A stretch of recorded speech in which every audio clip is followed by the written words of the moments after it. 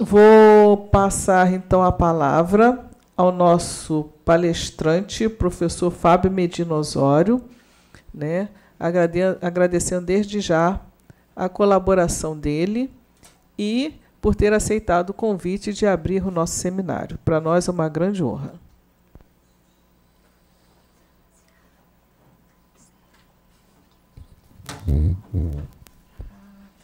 Bom dia a todos. Quero inicialmente agradecer o convite para estar aqui na Escola da Magistratura, na pessoa da desembargadora Inês da Trindade Chaves de Melo. Quero cumprimentar o desembargador Gessé Torres Pereira Júnior, amigo de longa data, muitas jornadas. Também a professora Odete Medauar, que também é uma querida amiga de longos anos, uma das referências nossas no direito administrativo contemporâneo. Desembargadora lá na ponta, quem está? Doutor Rafael, que está também palestrando, que integra a equipe de advogados e sócios do Marçal Justen Filho, também meu querido amigo, que é de longa data também uma grande referência do direito administrativo brasileiro, e a doutora Thais Marçal, que está aqui participando da mesa. Vamos tratar, então, de um tema mais amplo na abertura: contratos administrativos, probidade, corrupção e compliance. Entre o consenso, a prevenção e o sancionador. Basicamente, seriam essas as linhas mestras da minha exposição. Como os contratos administrativos hoje, eles se inserem neste novo ambiente, né, que eu diria, digamos assim, da era também pós-Lava Jato, mas principalmente num contexto internacional de ascensão de normativas anticorrupção e de combate à improbidade administrativa e empresarial, naquele chamado microsistema de combate à improbidade administrativa e empresarial que existe no Brasil e que remete a um arcabouço legislativo que deve ser compreendido de modo integrado e que ganhou um fortalecimento cultural, sobretudo a partir dessa revolução que chamamos Lava Jato, cujos números são impressionantes e que expressam talvez uma das maiores operações anticorrupção no mundo. Pois bem, o primeiro ponto que devemos entender remete a algumas premissas fundamentais para a análise correta dos conceitos.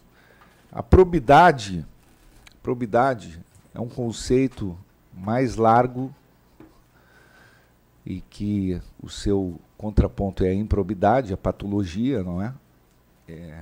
Que trata da má gestão. Pode ser a má gestão pública ou empresarial. Portanto, a improbidade administrativa ou empresarial, ela remete a condutas gravemente desonestas ou ineficientes. E aí poderíamos ter duas vertentes analíticas aqui, seja pela Lei 8.429 de 92, que trata mais especificamente da improbidade administrativa, que abarca condutas gravemente desonestas pelo ângulo doloso ou gravemente ineficientes pelo ângulo culposo.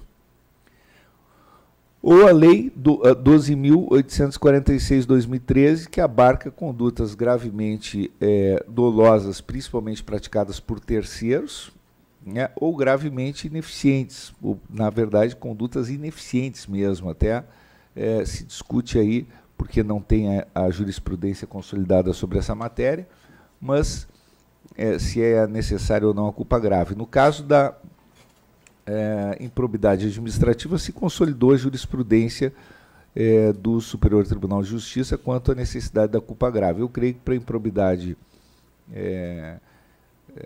empresarial também deve trilhar o mesmo caminho. Ou seja, a improbidade administrativa e empresarial, ela remete ao conceito de má gestão, seja pública ou seja empresarial, e a condutas que se bifurcam em desonestidades funcionais ou ineficiências funcionais, e que são condutas graves, que afetam lá na outra ponta direitos fundamentais. No caso, há pelo menos não apenas as leis 12.846 para tutelar a probidade empresarial, mas depois nós podemos tratar também de todo um arcabouço integrado nesse microsistema que vem pela legislação penal e por outras legislações integradoras, não é? Leis de licitações, leis de contratos administrativos, enfim, que vem integrando essa legislação. Mas esse é um conceito importante porque, inclusive, hoje tramita no Congresso Nacional um projeto de lei que procura eliminar a figura da improbidade culposa. E é um grave equívoco e uma discussão hoje que permeia o Ministério Público brasileiro. Eu estive recentemente proferindo uma conferência para o Conselho Nacional de Procuradores Gerais dos Ministérios Públicos dos Estados e da União, em uma sessão conjunta com todos os presidentes das associações dos Ministérios Públicos, todos os corregedores gerais dos Ministérios Públicos e todos os ouvidores dos Ministérios Públicos, tratando sobre esse tema, em que haveria um grave retrocesso. Por quê? Porque justamente as condutas gravemente ineficientes, e aí não falo da confusão entre o erro que é juridicamente tolerável, ou seja, aquele erro que todos cometem, os profissionais, o erro médico normal, o erro do advogado, o erro tolerável do juiz, o direito ao erro, que todo e qualquer profissional deve ter dentro de uma margem juridicamente tolerável. Mas o erro grosseiro, a culpa grave, como está consolidada na jurisprudência do próprio Superior Tribunal de Justiça, isso na contratação pública, numa inexigibilidade de licitação, aquilo que se contempla, por exemplo, como havendo uma controvérsia hermenêutica, um órgão de fiscalização resolve enquadrar como um ato ilícito porque há uma divergência em relação ao seu entendimento. E aí caracteriza como um ato de improbidade. Pois bem, evidentemente não é disso que se trata, mas o enquadramento como um ato ilícito parte da premissa de que estamos tratando de um erro grosseiro, de uma culpa grave com lesão ao erário. Ou no caso da lei anticorrupção empresarial, qual é a culpa grave de que se trata ali? A culpa grave na lei anticorrupção empresarial é diferente. Lá se trata de atos praticados por terceiros, que estão definidos lá no artigo, no dispositivo, em que tipifica as condutas proibidas de agentes que praticam determinadas condutas relacionadas às pessoas jurídicas, e se responsabiliza a pessoa jurídica por uma espécie de organização defeituosa. E aí não é dolo. A pessoa jurídica não é responsabilizada por uma conduta dolosa na formação desta organização defeituosa. Evidentemente que ela é responsabilizada por não possuir o compliance. No caso, Por exemplo, a conduta lá definida no artigo 5º, no tocante a licitações e contratos. Se alguém frustra ou frauda, mediante ajuste, combinação ou qualquer outro expediente, o caráter competitivo de um procedimento licitatório público, ou se alguém frauda uma licitação ou contrato dela decorrente, esse alguém é ligado a uma pessoa jurídica, veja,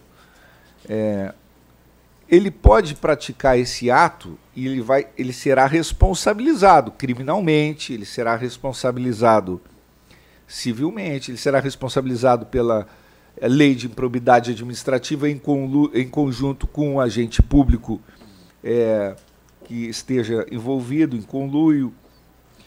Mas, inclusive na conduta ali de manipular ou fraudar o equilíbrio econômico-financeiro dos contratos celebrados com a administração pública. Mas o que ocorre, e aqui é uma conduta dolosa, o que ocorre é que nós estamos tratando da responsabilidade, chamada responsabilidade objetiva da pessoa jurídica. Como ela se dá? Por isso essa lei nós designamos de lei de probidade empresarial.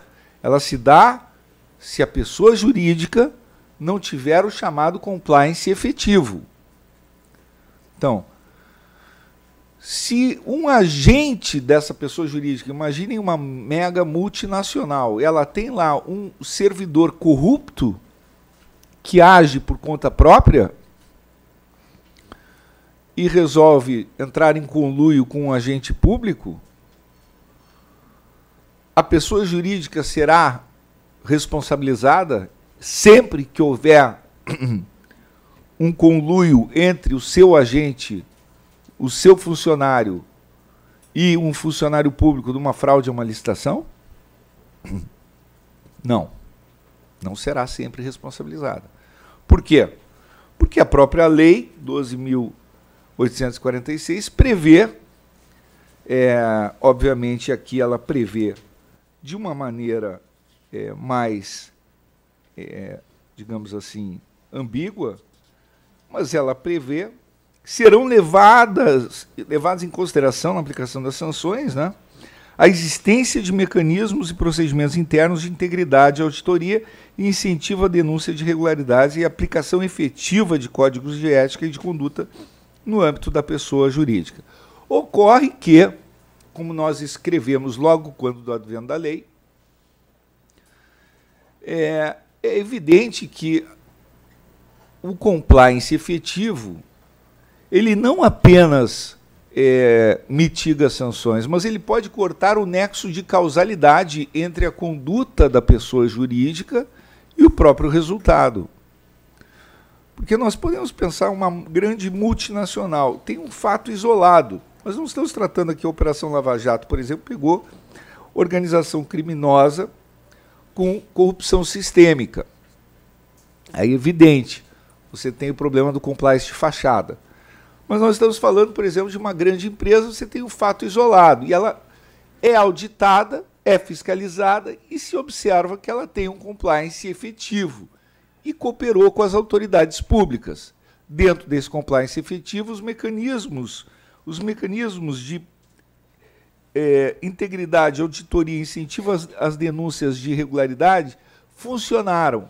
Ela própria flagrou o funcionário, ela própria levou as autoridades, ela tem um departamento de investigação, ela tem o canal de denúncias, ela tem a ouvidoria, ela tem, portanto, ela que descobriu, ela que levou, ela que conduziu a punição, ela será punida? Evidente que não.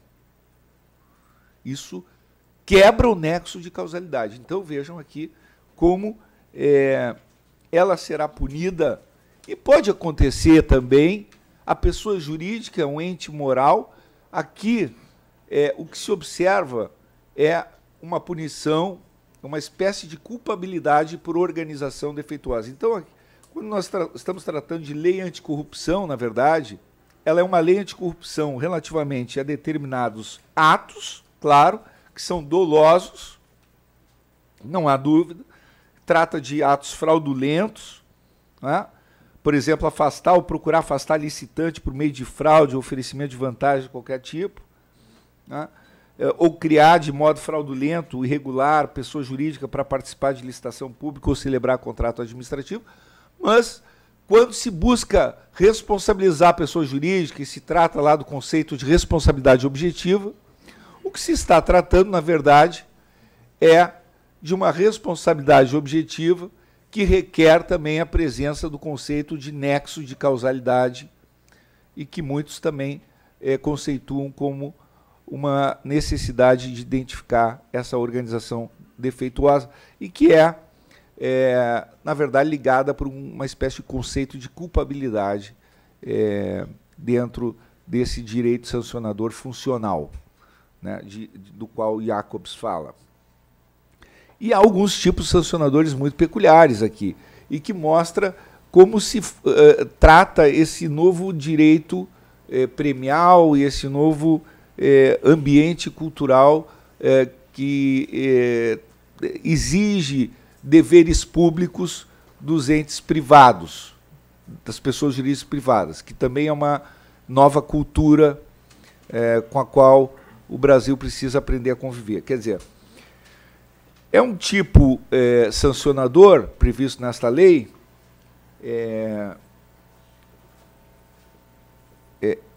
dificultar a atividade de investigação ou fiscalização de órgãos, entidades ou agentes públicos, ou intervir em sua atuação, inclusive no âmbito das agências reguladoras ou dos órgãos de fiscalização do Sistema Financeiro Nacional.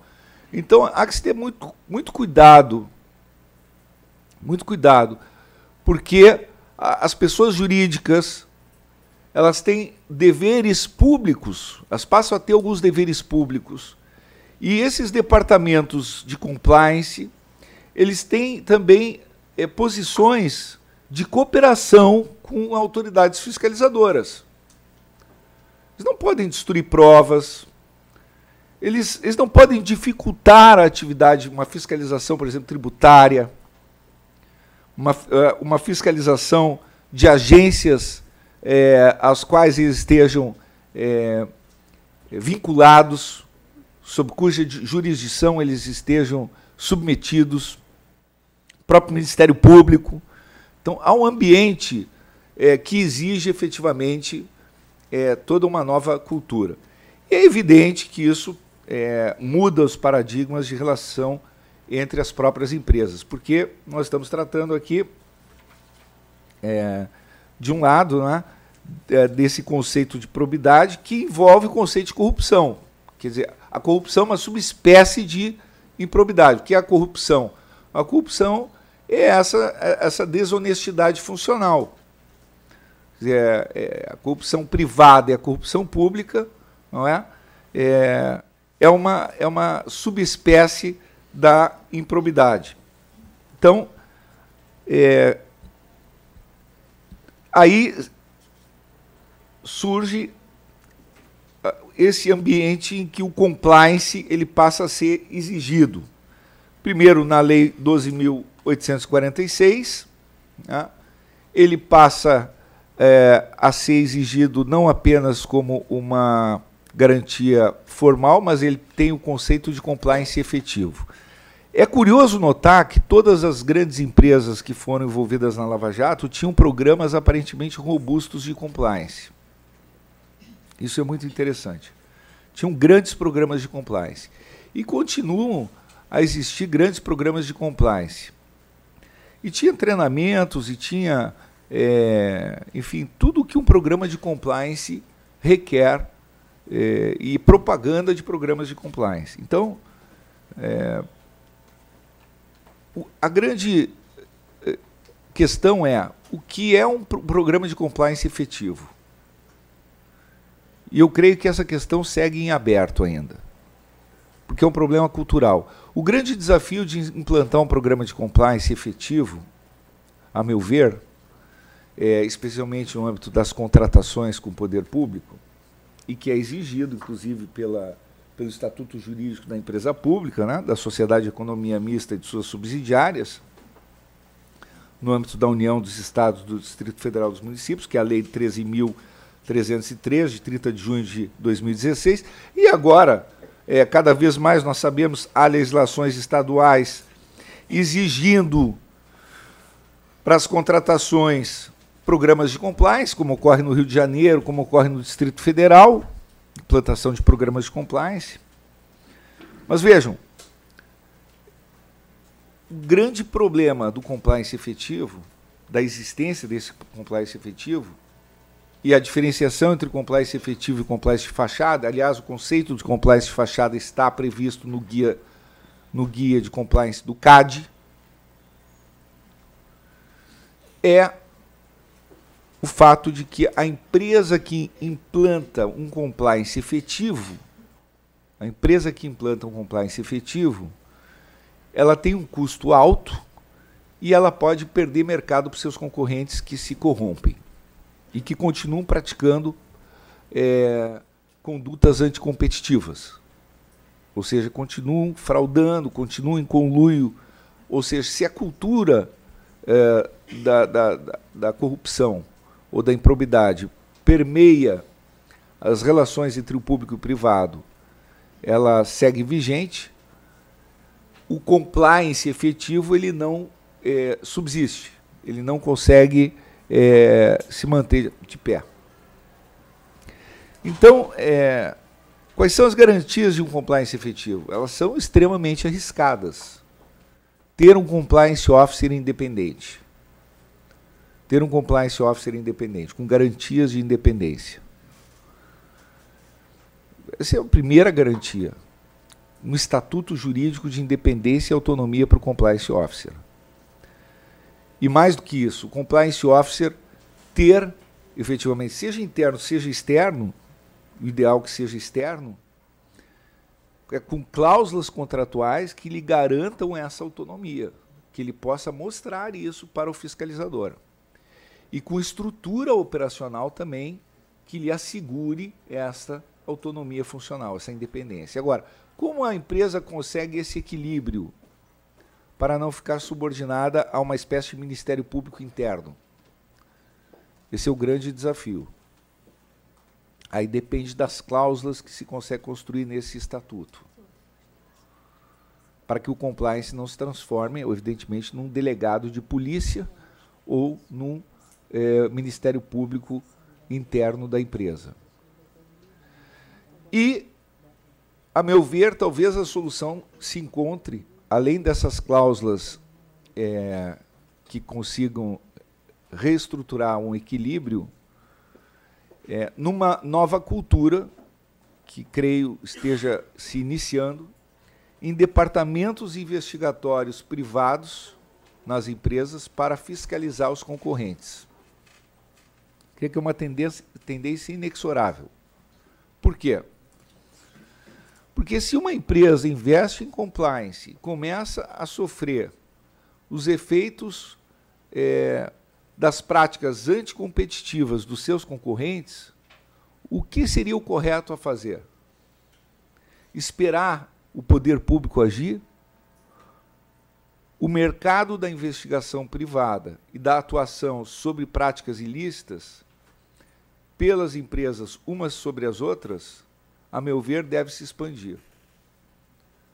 Quer dizer, esse monopólio da investigação, ele não deve ficar cada vez mais, aliás, os advogados já têm certos espaços investigatórios, ele deve se expandir naturalmente, né? Porque se a legislação outorgou deveres públicos para empresas privadas, elas devem também passar a fiscalizar o mercado, a investigar o mercado privado e poder cooperar com as autoridades públicas para combater, então, a corrupção. Porque passou a ser muito arriscado participar de cartéis para fraudar contratos públicos, passou a ser extremamente arriscado participar de organizações criminosas, porque a pessoa nunca sabe se o parceiro de hoje será o inimigo de amanhã. Fica uma dúvida enorme se a pessoa vai triturar documentos ou guardar para amanhã usar numa delação premiada. Se guarda, pode sofrer uma busca e apreensão. não sabe se tem infiltrado na organização criminosa um policial, um agente público por força da lei. A tecnologia disruptiva está amplificando cada vez mais os poderes do Estado. Hoje um mandado de busca pode ser infiltrado por um vírus nos computadores, com ordem judicial, e cria uma instabilidade hoje nas organizações criminosas muito grande pelo fato de ter praticamente terminado os sigilos bancários, né? Os paraísos fiscais terminaram, a cooperação internacional se tornou extremamente veloz, os ministérios públicos se comunicam entre si de modo instantâneo, via WhatsApp, quase. E, portanto, dentro desse novo cenário, que se transforma de modo muito veloz a cada dia, eu creio que a tendência, é claro que o crime organizado também tem os seus avanços e a cada dia se torna mais sofisticado, é evidente.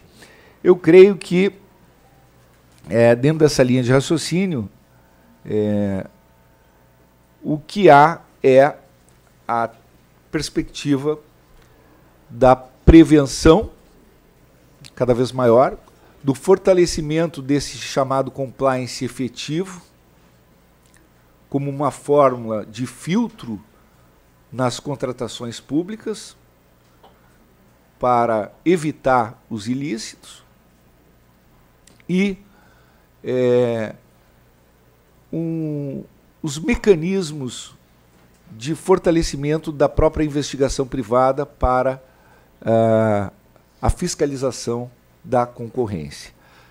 Por outro lado, como referi, a questão dos acordos como parte da solução desse problema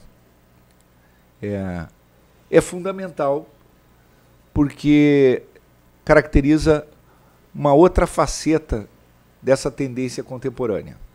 Se nós observarmos também aqui, todo esse arcabouço normativo, ele sinaliza que uma parcela expressiva do direito sancionador contemporâneo, seja o direito administrativo sancionador, seja o direito penal econômico, ele quer a continuidade. Ele quer a continuidade dos contratos entabulados, ele quer garantir o princípio da economicidade, ele quer garantir o princípio da eficiência, ele quer garantir o princípio da recuperação dos ativos desviados, que é o princípio essencial no combate à improbidade e à corrupção. E para a garantia desses princípios, o fundamental é também avaliar a relação custo-benefício dos processos. É dentro desse pragmatismo que há uma influência crescente do direito anglo-saxão sobre o direito romano-germânico, como nós sabemos, percebemos, inclusive, no novo CPC, a introdução da teoria dos precedentes. Já se fala e se escreve muito sobre isso, e que, inclusive, entendo eu que é inegável que se deve estender esse dispositivo do CPC para o direito penal, porque não é possível que se adote a teoria dos precedentes para o processo civil e não se adote a teoria dos precedentes para o direito penal. Isso é lógico. Isso é um dispositivo de teoria geral do direito. É integrativo. Por que os juízes haveriam de seguir a teoria dos precedentes no processo civil e não seguiriam no direito penal? Então nós teríamos que aprimorar, logicamente, no Brasil, a questão da teoria dos precedentes. E isso mostra também o que há nessa justiça negocial, que haverá também de buscar os seus parâmetros racionais e objetivos para não incorrer na violação do chamado princípio de interdição à arbitrariedade dos poderes públicos. Mas essa justiça negocial, ela tem se projetado através dos acordos de leniência, dos termos de ajustamento de conduta, dos termos de cessação de práticas infracionais, dos termos de compromisso, de modo a permitir a continuidade de contratos, a continuidade de atividades econômicas, a sobrevivência de empresas e o afastamento de dirigentes corruptos, a separação daquilo que é a própria atividade essencial para uma coletividade e aquilo que é atividade ilícita. E também a recuperação dos ativos, quando se trata de práticas reputadas criminosas ou ímprobas ou corruptas. Inclusive, nesse sentido, a Lei 12.846 foi expressa no tocante a essa possibilidade e a legislação criminal brasileira seguiu, como todos sabemos, a tendência do direito norte-americano, permitindo a delação premiada, as colaborações premiadas, nesse microsistema de combate à corrupção, e tem sido aplicada em conjunto com a 12.846, quanto aos acordos de leniência, dos quais tem participado também o Ministério Público, e isso funcionou e vem funcionando na Lava Jato, e agora com relação à Lei de Improbidade Administrativa, 8.429/92, o Conselho Nacional do Ministério Público editou a Resolução 179, em 2017, que permite também os acordos nas ações de improbidade administrativa, praticamente fulminando o debate que havia sobre a possibilidade ou não desses acordos. O Conselho Nacional do Ministério Público, inclusive, obrigou todos os Ministérios Públicos do Brasil a regulamentarem, e deu prazo para isso. E já ultrapassou esse prazo. Então, os acordos em ações de improbidade administrativa hoje são necessários. São necessários. Fazem parte do nosso microsistema de combate à corrupção. Se considera derrogado, pelo menos por várias razões, o artigo 17 da Lei 8.429/92. Eu já sustentava que estava derrogado pela Lei 12.846, 2013, por uma razão singela. Primeiro, que são leis submetidas ao mesmo regime jurídico, qual seja o do direito administrativo sancionador. E a lei superveniente derroga a lei anterior. E esta lei, ela permite o acordo sobre a mesma matéria, probidade administrativa e empresarial, no caso, porque ela abarca as duas matérias. Em âmbito de acordo de leniência, que o Ministério Público pode celebrar em juízo. Vejam, o TRF4 proferiu uma decisão dizendo que o Ministério Público não poderia celebrar na via administrativa. Está certo. Mas o Ministério Público, na omissão da autoridade administrativa, pode propor uma ação judicial para aplicar essas mesmas sanções. E se quem pode celebrar, a autoridade administrativa pode celebrar extrajudicialmente um acordo, é evidente que o Ministério Público pode celebrar em juízo, propondo ação. Pode celebrar em juízo. Se você pode celebrar fora do Poder Judiciário, que tem muito menos garantias de controle, por que não poderia celebrar em juízo um acordo?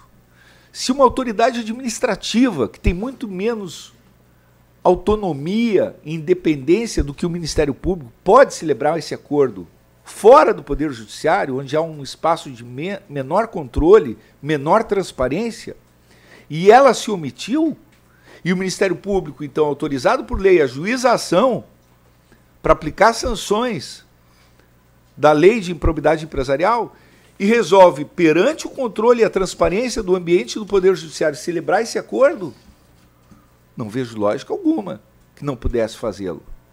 Isso à luz da Lei 12.846. É evidente que ele poderia fazê-lo. E se ele pode dispor sobre esses direitos e esses bens jurídicos que estão aqui contemplados na Lei 12.846, que são os mesmos que estão lá praticamente disciplinados na 8.429/92, por exemplo, fraude à licitação pública.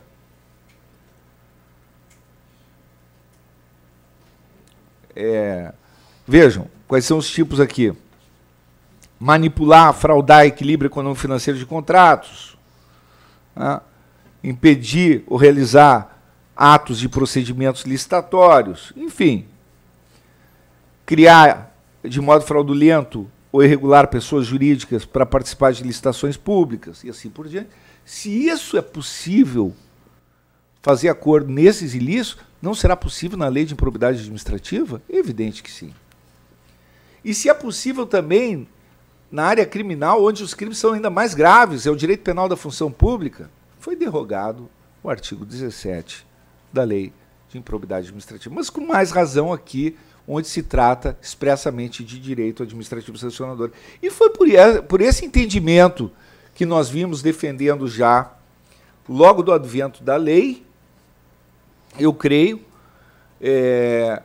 que o Conselho Nacional do Ministério Público também, entendendo da mesma forma, disciplinou com a força normativa própria das suas resoluções, que, aliás, o CNJ também tem editado resoluções, inclusive tocante ao auxílio moradia, inclusive, que, aliás, eu advogo no Supremo Tribunal Federal, a legitimidade do auxílio moradia para magistrados. Vejam, a resolução tem esse caráter normativo e tem essa força equivalente à lei. Muito bem, então fico muito tranquilo quanto à validade desta resolução. E aí, então, encaminhando aqui a reflexão, eu diria, essa perspectiva do direito consensual, ela hoje se integra entre o direito administrativo sancionador e o direito penal, né? Ela mostra, então, esses caminhos entre o consenso, a prevenção e o sancionador, no âmbito das contratações públicas, dos contratos administrativos, o que mostra um pouco o panorama também deste evento, né? As arbitragens, mas não só isso, quer dizer, as arbitragens é uma outra perspectiva, quer dizer, são métodos alternativos de resolução dos conflitos fora do judiciário, o que revela um pouco o esgotamento também daquele modelo tradicional. Isso é bom para o judiciário, para que nem tudo fique ali estrangulado. O judiciário comece a ficar mais como última ratio para resolver os conflitos. Isso é muito positivo para o próprio judiciário. Que haja um conceito mais largo de justiça, que o acesso à justiça não se confunda apenas com o acesso ao judiciário. Que esses ilícitos, como ocorre nos Estados Unidos, inclusive, 95% dos conflitos criminais se resolvem fora do judiciário. Se isso é positivo de alguma maneira, temos que pensar a respeito. Mas, evidentemente,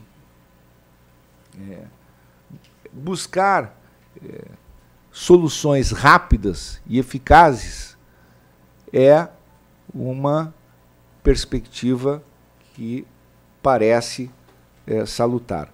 E os programas de compliance, como digo, têm o desafio, a meu ver, não só de alcançar esse conceito de efetividade, que passa pela estruturação dessa autonomia funcional do compliance officer, da densidade do programa e dos resultados, como também pela cooperação estreita com o setor público, mas também pelo equilíbrio com os propósitos empresariais e os resultados da empresa, e ainda com o próprio ambiente como um todo, que significa dizer Não adianta a empresa ter um programa efetivo de compliance e quebrar, porque todos os seus concorrentes continuam dentro do mercado da corrupção.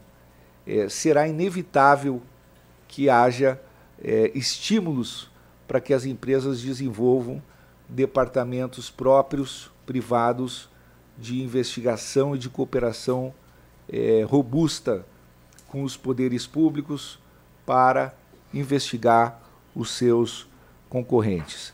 De tal sorte que a transformação desses paradigmas também exige uma espécie de novos incentivos para que haja a aderência desse ambiente privado para os deveres públicos, mas também para essa nova transformação ocorra de verdade com um fluxo econômico que faça com que as empresas se sintam efetivamente motivadas, porque do contrário nós teremos aí a multiplicação de compliance de fachadas